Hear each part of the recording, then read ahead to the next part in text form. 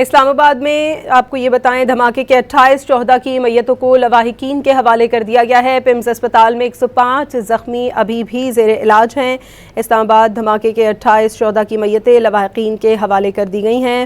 پمز ذرائع کا یہ بتانا ہے کہ اسپتال میں 28 شہداء کی میتوں کو لواحقین کے حوالے کر دیا گیا ہے۔ مزید جانتے ہیں ڈان نیوز کے نمائندے عمر مہتاب برنی سے۔ جی عمر۔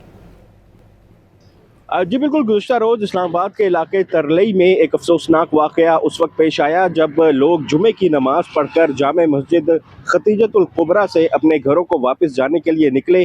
اسی وقت دہشت گردوں کی جانب سے اس مسجد کو نشانہ بنایا گیا اور ایک بہت ہی دہشت گردانہ جو ہے وہ کام کیا گیا اور ایک بم بلاسٹ کے نتیجے میں جو 32 افراد ہیں ان کی جانیں جو ہیں وہ گئی۔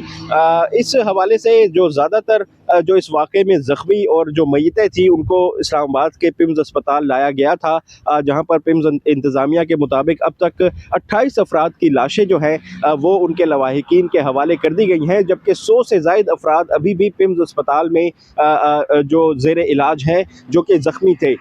یہ واقعہ جو تھا یہ کافی افسوسناک واقعہ تھا جس نے گزشتہ روز پورے ملک کی فضا کو سوگوار کر دیا، اور اس واقعے میں جو ہے جو دہشت گرد ملوث تھے، حکومت کی طرف سے یہ بتایا گیا ہے کہ یہ جو دہشت گرد تھے ان کا تعلق بھارت اور افغانستان سپانسرڈ فتنۃ الخوارج سے تھا، اور داعش کے تانے بانے بھی اس دہشت گردی کے واقعات میں ملتے نظر آتے ہیں۔